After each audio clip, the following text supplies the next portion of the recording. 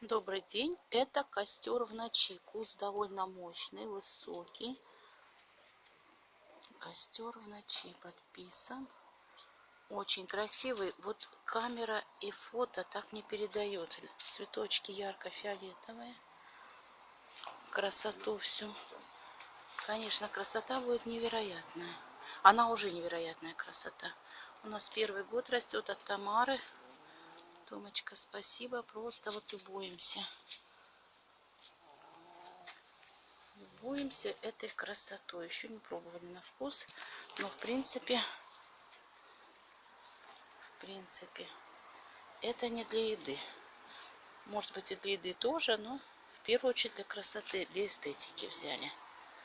Потому что такие темно-фиолетовые перцы, почти черные, листья фиолетовые, пурпурные.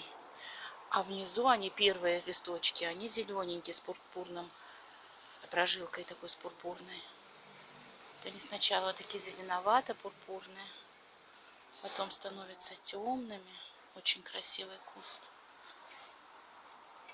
Перцы кластерами.